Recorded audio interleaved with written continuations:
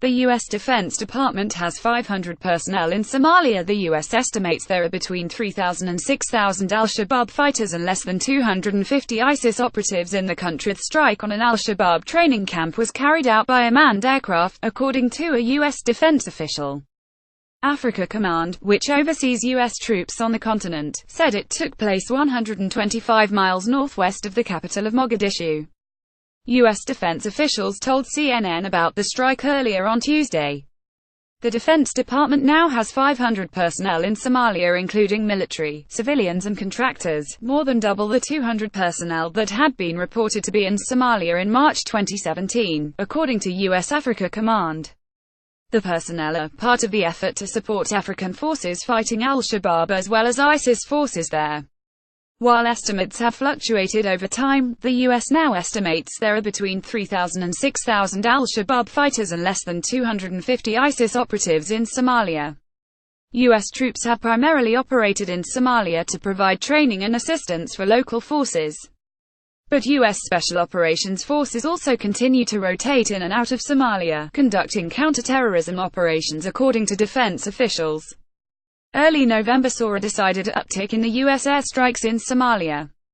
Africa Command and the Pentagon insist the series of airstrikes are simply due to the ability to identify targets and not as a direct result of a number of recent massive deadly suicide attacks in the Somali capital of Mogadishu, including a double truck bomb attack in October that killed hundreds.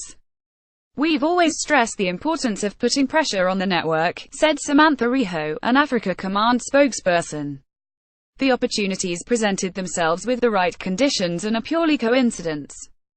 The increase in strikes in Somalia as well as Libya and Yemen is driven by the intelligence that is gathered, according to officials. I think as we constantly assess the battle space, when targets present themselves that are actionable and within the law of armed conflict, we're going to strike those targets." Lieutenant Gen. Kenneth McKenzie, director of the Joint Staff, told reporters. There have been 29 strikes acknowledged by the Pentagon so far this year. 7 of those strikes took place between November 9 and 14, November 9, killing several militants, 100 miles west of the capital of Mogadishu. November 10 in the Lower Shabelle region of Somalia, about 20 miles north of Mogadishu, killing several militants. November 11 near Gadoud, about 250 miles southwest of the capital, Mogadishu. Prior to the strike, U.S. forces observed the al-Shabaab combatant participating in attacks on a U.S. and Somali convoy. U.S. forces subsequently conducted the strike under collective self-defense authorities. November 12, there were 2 separate airstrikes against al-Shabaab and ISIS, killing several terrorists. The first was against al-Shabaab in the Lower Shabelle region, the second against ISIS in Puntland.